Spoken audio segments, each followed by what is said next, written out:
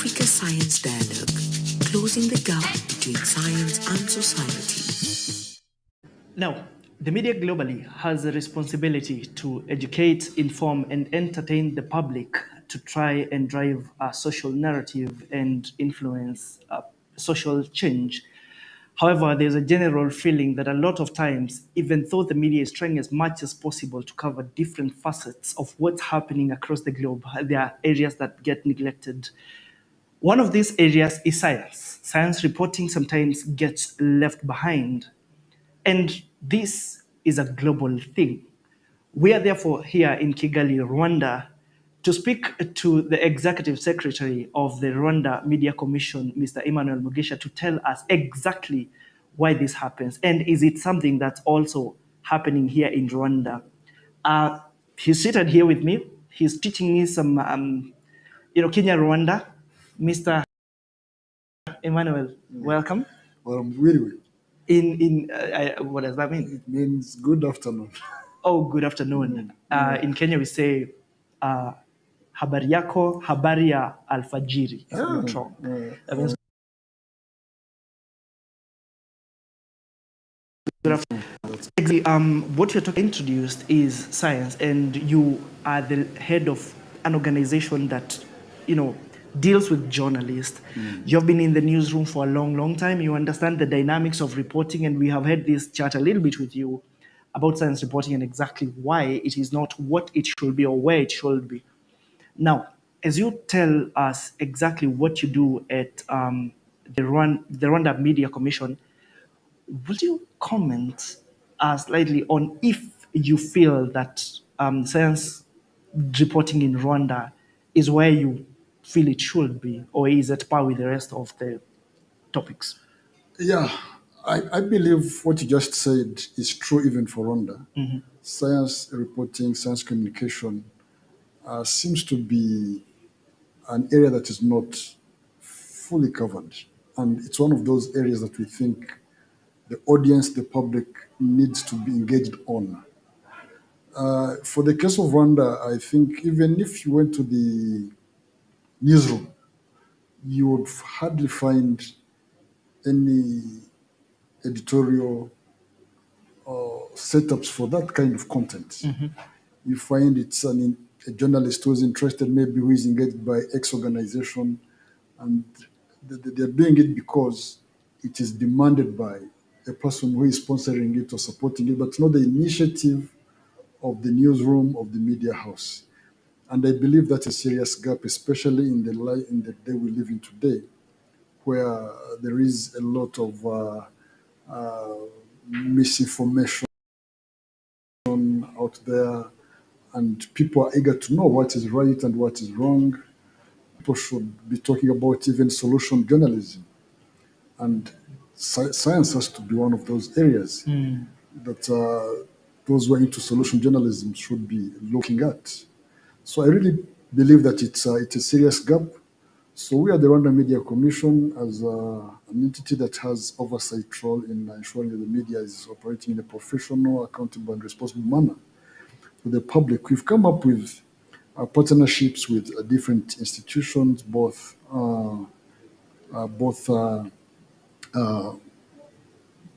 public-centered and non-governmental, to see how we can work with them to promote this kind of content. In the agricultural sector, for instance, we are working with RAB. We are working with especially RAB and the Offer Project. In the health area, we are working with institutions like RBC and existing NGOs like HDI to promote content on health. And of course, with University of Global Health, especially the One Health component. So we see journalists now beginning to pick interest in those areas because we are aligning them to do so. But it will take some time for them to catch the pace that we think they should be on. But we're trying to make them see that there is much content in that area that they should, be going for in the interest of their audiences, in the interest of serving their duties as people who are supposed to be holding, duty bearers to account Okay. in the interest of the public.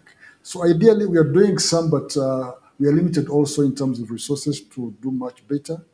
We're also looking at how we can work with people in the environment.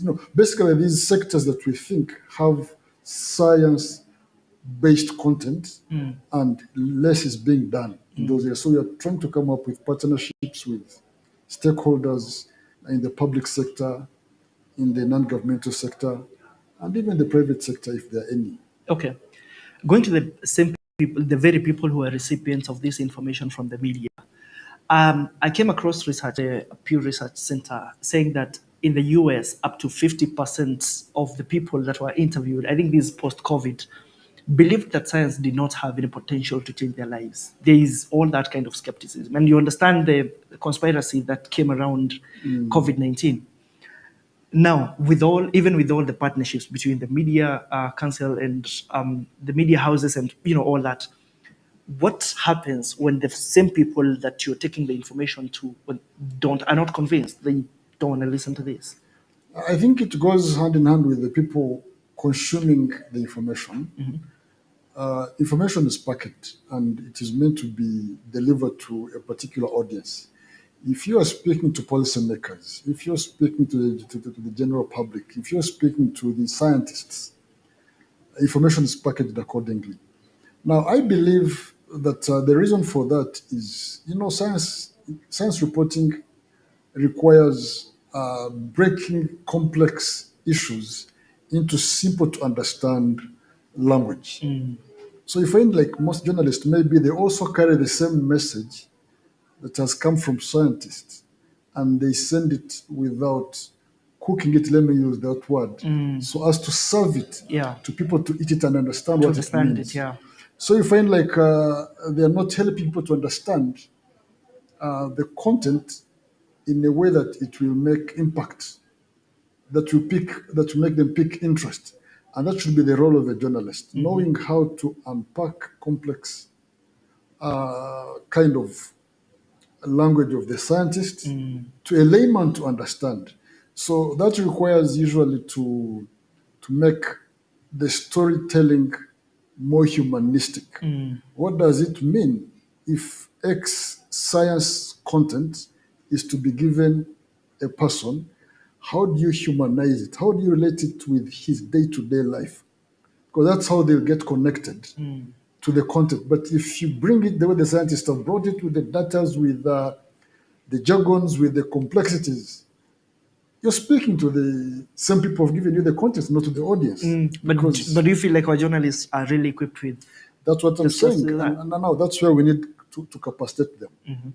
To capacitate them, and at some point I've even advised, especially, for example, some of the projects we've been working with, like OFAB, even One Health, to come up with guidelines to help journalists do their work better. One Health will be adopting those guidelines very soon through ISA support and University of Global Health Equity here in Rwanda, and other actors, RBC and the rest.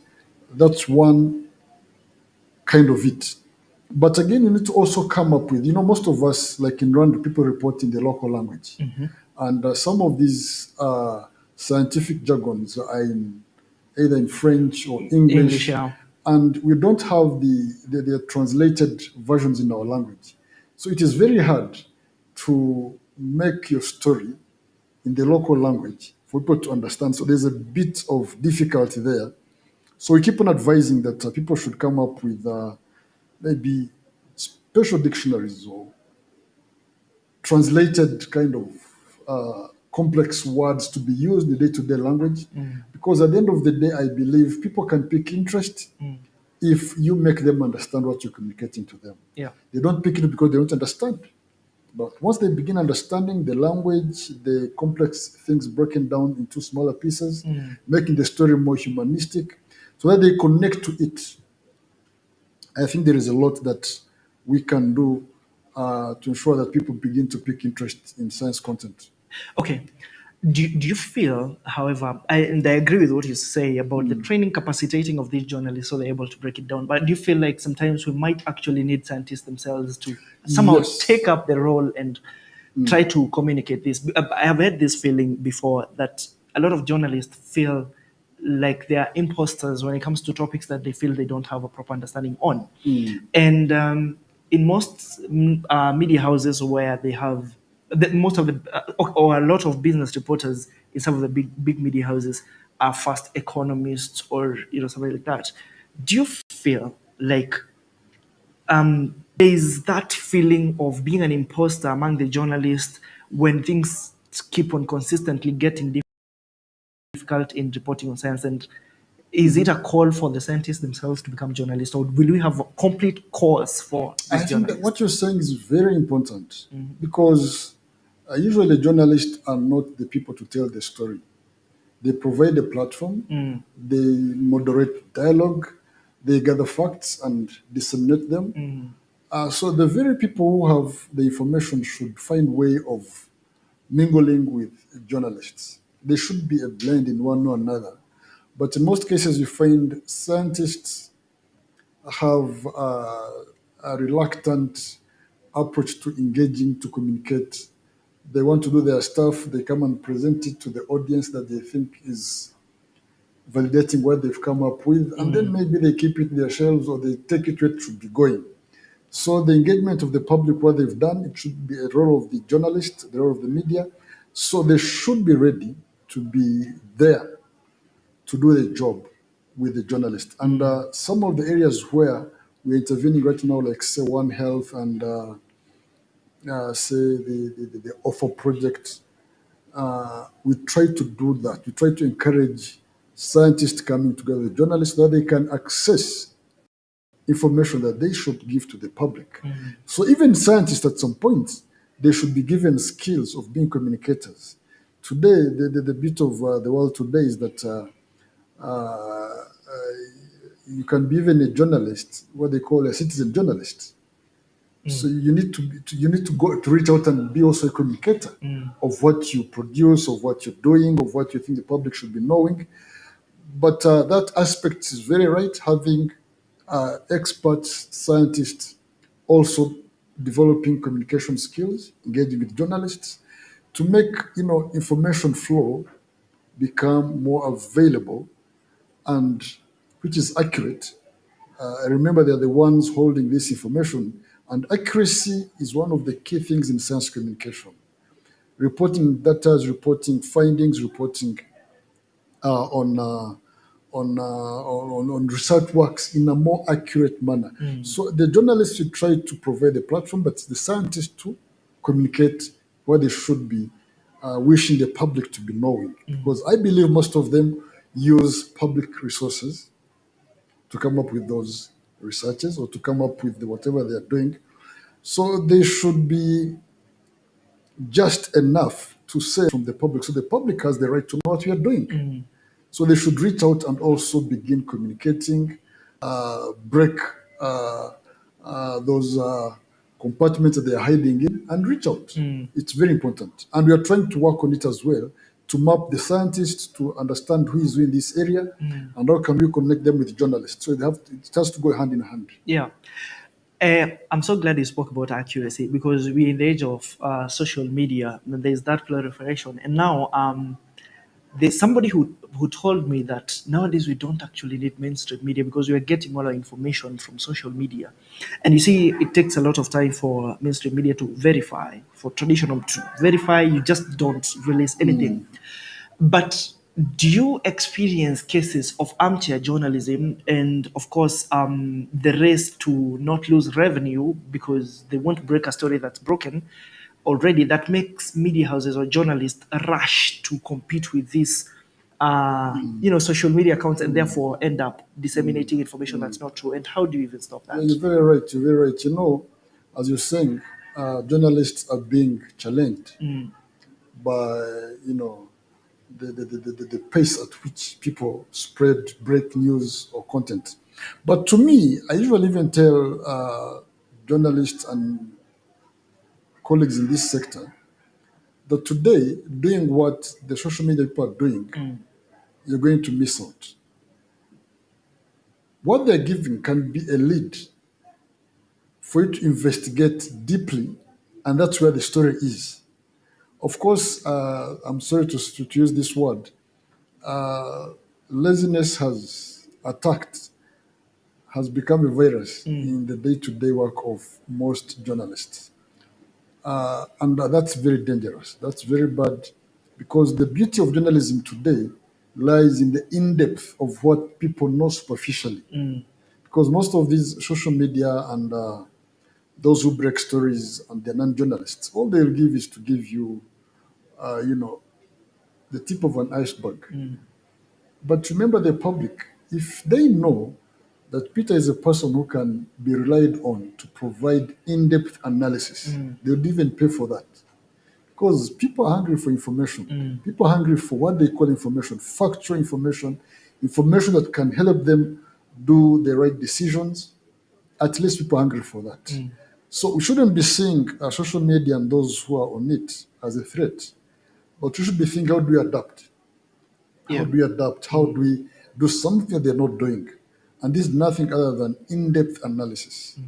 So it requires skills, it requires giving your time to it, and to believe in what you're doing, that is what is demanded by those who need it. And I believe it also creates opportunities beyond storytelling. Because once you're known to be a person who is focusing your analysis or your content in the area of agriculture, or in environment, or in, name it, whatever science that you're trying to focus on, there is always a group of people who are into that sector, either in the public sector, in the public service, or in the private service, or even the non-governmental area. They would wish to engage with you because they've seen the potentials in you. They've seen the accuracy you report with. So they want to, make themselves connected to you, because they know that at some point they will need you to deliver their message. It may take long, but I can assure you it will pay back at some time. So we shouldn't see social media as a threat. Instead, we should be seeing it as someone can give us tips of what we should be investigating on, and even come up with a stronger investigative project to deliver to the public. Yeah. So, for journalists, we have political reporters, we have business reporters, we have sports reporters, and these are some of the topics that people are always very willing to consume. I know probably you will be following the Club World Cup, which I will be following indeed, and we know what's happening in the transfer markets in football, and a lot of people do. We know the political situations. We are in the budget reading season around East Africa. I doubt very few people out there who did not attend the ACAT conference here in Kigali know the discussion about the technology in agriculture in the future for the farmers. What will make, and look, journalists are trying to create a brand for themselves as well. They want that traction. It's there in political reporting. It's there in Sports. in sports. It's there in lifestyle reporting. lifestyle. What will make them interested in science reporting? Well, it doesn't seem to have all that kind of traction. It's a good question. I think this has to go with the business models of most media houses. They sell audience. That's their product. So you find like sports content, politics, these are things that tend to attract audiences. And so the media will also focus on what they think that society is aligned to. But that shouldn't discourage a journalist whose area of specialization of interest is science, because there is also an audience. There could not be many, but those who think they need your content, they will go for it. You don't need the masses to come with you. Because remember, this is a specialized area of reporting. So by that, you have your own audience that is ready to even pay for what you're giving them. I believe this. You see? So we shouldn't be taken by the conflicting or the competing demand of the masses. Let us know that there is an audience that is willing to consume, and that audience, you're the one to create it, to survey, to know who do I pack this content for. Like, for instance, say the ECAT. A journalist who has interest in agriculture, you should be having a database of farmers, of cooperatives, of researchers, scientists.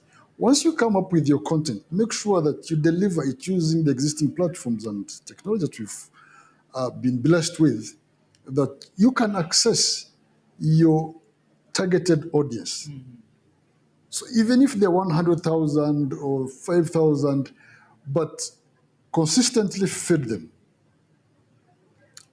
The issue is not about the masses who are following you, but the issue is, are people who need your content accessing it? Is it reliable? Is it something that they can trust you to deliver? So I don't believe in masses, I believe in products. You see? So if journalists can begin defining their products and what they are serving, those who need those products will always be there. And at the end of the day, what you need, I think, is not the big name, but it is the impact you're making in the area that you want to see being touched or being addressed to with your content. So in effect, you win. You win, and of course, maybe you might not get the kind of the masses behind you in terms of fame and everything, but the impact and the benefits are equally visible when you decide your area of interest and specialization and be consistent with that kind of group. I believe still you can find benefit from it. Okay. What do you think? Do you think here in your country, do you think people have a lot of confidence in the media? According to the perception, we have what we call the Rwanda Media Barometer. It happens every 2 years. People have confidence in the media. One reason being that the media, of course, besides informing them, but also the media is a platform where they can get trusted information. For instance, the recent barometer gave analysis of media, what they call the media consumption survey, like which media platforms are consumed the most. Radio was the leading, then TV, then online, then social media, etc. So now they picked trust levels of consumption. They realized that people trust less social media than other platforms of the media, like say radio. Do you know why? It's because they know that what the journalists provide them with is reliable. They are conscious. They know that what they meet with on social media, either after attracting views, they know that. They're after, they call it in our language, it's a slang, gutwika, like maybe spreading fire, like causing a bush to burn, and you make people speak about something, but basically they are getting other than just, so they know where they get what they want. So the survey has shown that, and I believe people trust the media and the professional one, and it will continue to be needed. Okay. Do you usually have these bloggers who are known to spread misinformation but who get traction? Because in my country, the feeling is misinformation is really sweet a lot of times, and there is also politicization of the media space in which, because you expect what a certain media house is probably going to say about a situation, so people form opinions even way before they get the information from certain media houses. How do you deal with them, these misinformers? It is a hard thing. What you're trying to promote is a project we call, or a program we call media and information literacy. It's just a beginning one to empower people to be literate about what they consume and how they relate with these social media platforms, so that they can develop self-regulatory capacities. Like, why do you choose this kind of content and avoid this kind of content? How do you relate? Are you aware that some of this content has misinformation with most of them consider as if it's information. So literacy is one of the key things to work on. If we can promote the literacy levels of consumers of content, I think it will oblige media to become more professional. But as you said, people like consuming misinformation. I don't know why. It's attractive. Yeah. People always curious what is going on, whether it is factual or not. They still want to listen to it. They still want to know what's going on. So that question is real. But I think the best to deal with it is to promote people's literacy. And this is what you're trying to sell or to advise our government to put a policy in place for that, where even in schools people can be taught how to engage with content online, because it's going to be with us forever, but few people know how to deal with it. It is even more dangerous, not only with misinformation, even addiction. How do you deal with it? Polarization, how do you deal with it? You're being surveyed, how do you deal with it? All these things, people need to be empowered to know how to navigate through the challenges that the new forms of technology are giving us, so that we get the good side of it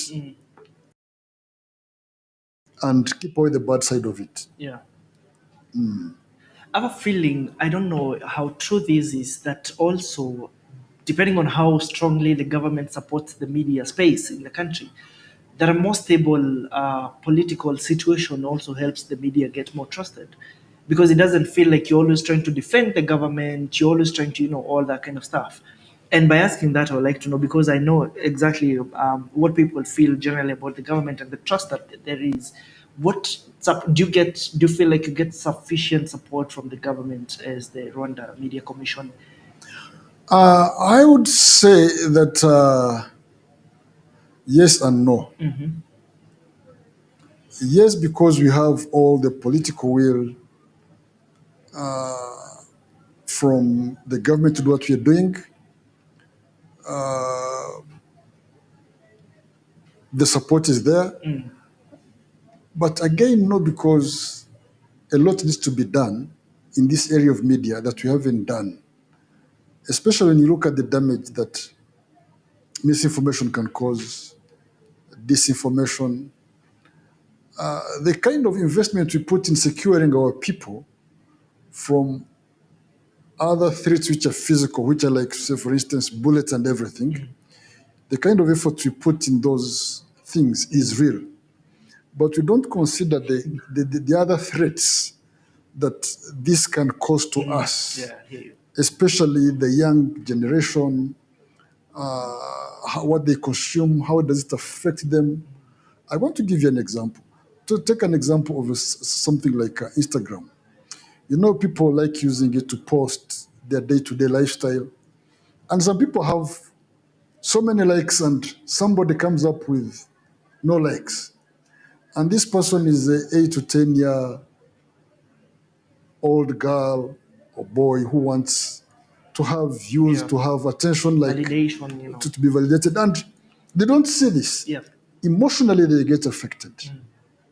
So you find a kid who has been performing well in school, they're beginning to perform poorly. The habits are changing. And maybe the parents don't know that this is connected to the rejection they think they are drawing from those social media. So who is there to assess that and empower them and help them walk through that without being affected? So it's a threat in one or another.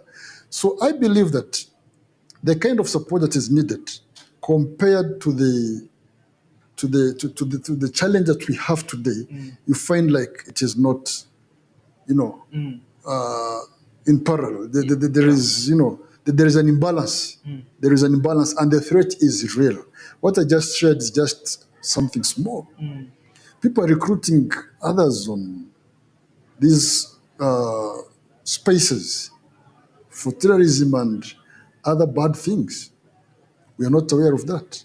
So I think investing in securing our people online is very urgent.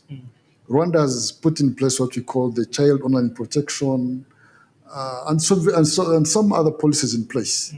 But the kind of investment we put in to make the policy function, work, I think it is still very low compared to the challenge that you're trying to address. And even globally, by the way. It's not a problem for Rwanda. It's even a global concern. Who do you think will like push the governments to do that? Because it's true what you speak about. It doesn't look like a tangible threat, but it's there. It It's is a real. threat that's there. It could be felt in the future because the majority of those who are being affected. What you've spoken about Instagram was a running debate a few years ago. Where people were resigning, saying that the ethical concern by Instagram were not taken as seriously as they should be. And it was getting into the minds of young girls and boys, like you said it.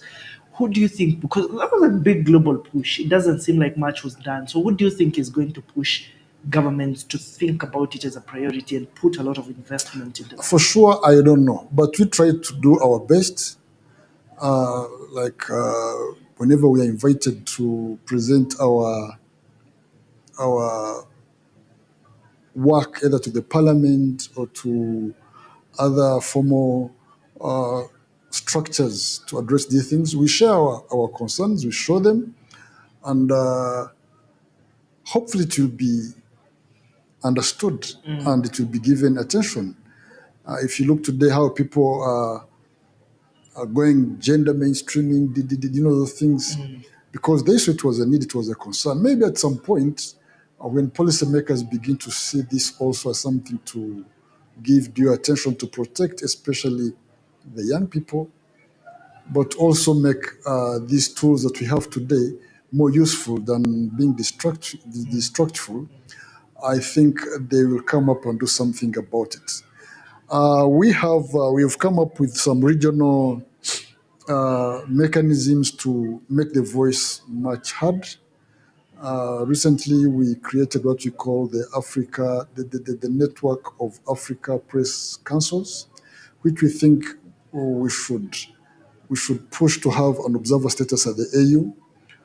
We've created one for East Africa, and we are thinking of requesting for an observer status at the ESC, and hopefully it will go well, so that we can have a platform where we can share what we think needs to be done. Because policymakers or governments, they have so many things they're tending to.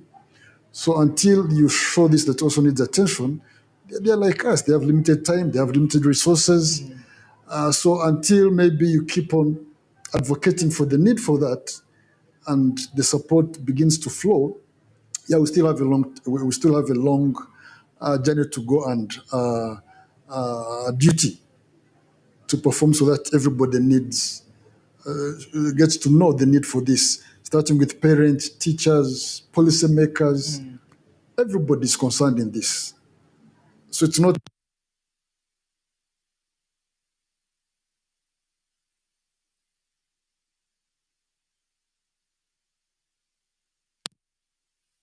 against harm on these spaces, so we should be empowered so as to remain safe online. And I think, as you say, it should be a very deliberate and consistent effort. Yes. Also, misinformation and disinformation, they've been ranked among the top threats. I think they even call them, pandemics by the WEF, World Economic Forum. In fact, they call it infodemic. Infodemic, yes. And we know, like you have listed, it's a thing, it's a threat. And much as it doesn't look as big as, missiles flying over us, the Africa Biennial Biosciences Conference, BBC Symposium happening. And we are trying to look at how exactly do we defeat this misinformation and disinformation at this time where there's a lot of information flying everywhere. What do you think about the media's role in combating misinformation now, even outside science? How do we empower the media to be the first people to call out, to be a first media house, and to actively call out all kinds of misinformation out there? How are they going to help?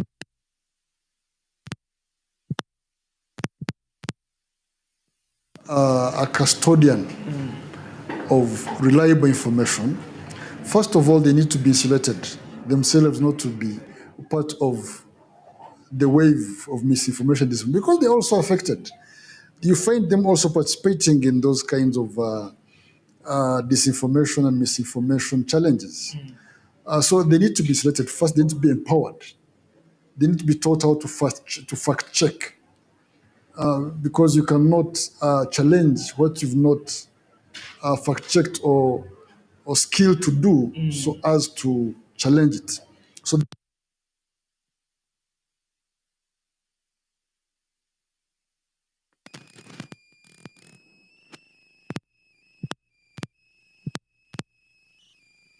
and so they need to play their role effectively. But again, those who feed the media should also be held accountable. Because as I told you, the media does not report what has not gathered. So if a scientist gave me false news or false content, which I believed, since I've sourced it from a scientist, is genuine, then I publish it, only to find out that it is unverified, it is not factual. So I become unprofessional, not because I was meant to be so, but the source misguided me. So I become a victim from somebody who is either compromised, or they want to drive a narrative around something, and the journalists become victims. So there is that thing of even empowering scientists or empowering sources to be transparent, to be ethical in what they're doing, so as to ensure that whatever is given to the media is also something worth sharing to the public. Okay. Now we're coming to the end, so Yes. I'd like you to give a very powerful parting shot about the whole misinformation, disinformation debacle, and yeah, what do you think can be done about it from where you sit now in Yes, the yes. media commission? There are things that are very sensitive. There are things that are very sensitive in our lives. If, for example, if you told me that PSG Inter Milan won, and maybe because you support Inter Milan, it won't affect me, because if it's a lie, it's a lie. I knew PSG won. Yeah. You see, PSG won and Inter Milan lost, but because you're a fan of Inter Milan and you throw out your lies to the world that Inter Milan won, it won't affect me, because. But if you publish something that affects people's lives, then that is very dangerous, because the harm is so deep. So we should help people know that whether they are consuming or they are contributing to the content, harmful content should be challenged. It should be a concern of everyone to communicate, but without harming, knowing the consequences of what they're publishing and the results. If the harm is huge, please be conscious. Misinformation, disinformation, the science world, I think, is a dangerous thing to play with. In other areas, lifestyle, where there are people want to be entertained, they may even have fun about it. But with science, it's a different thing. Yeah. Science needs data, science needs accuracy, science, because it informs people who will take actions on the basis of decision on the basis of what you're informing them. So we should make sure that this area of communication is kept safe, accurate, and factual, to ensure that we protect the consumers, but also those who are going to make decisions on the basis of what you publish to them. Thank you very much. Now, Mr. Emmanuel Mugisha, who is the Executive Secretary of the Rwanda Media Commission, explaining exactly why science is a matter of life and death. And here, we cannot afford to keep on making mistakes through allowing misinformation and disinformation to seep through and get through those cracks and reach to the end user of the information that we are passing down. Which is why later in the year, between August 26th and 28th, we'll be having the ABBC 2025 happening in Lusaka in Zambia. That's a symposium conference where we will be talking about or discussing how we can defeat this whole, demon of misinformation and disinformation, but they didn't call it a demon here. The question is, how can we overcome the burden of misinformation and disinformation? We know just how big it can be, and how damaging it can be for those who have interacted with media, different kinds of media, and seen exactly how it can burn countries and bring a lot of problems. And we have heard from him that it's not a problem that's only in Rwanda or East Africa, it's a global problem. There's an infodemic which we will be trying to beat. So register for the ABBC 2025. Join us as we try to discuss exactly how to beat this. Thank you very much, Mr. Emmanuel Thank you, Mugisha, Peter. for availing yourself Thank and you. for teaching me some Kinyarwanda, which I forgot almost immediately, but we'll have a discussion about it later. This is the Africa Science Dialogue. My name is Peter Theory. Thank you for joining us for this episode. See you next time as we beat misinformation and disinformation.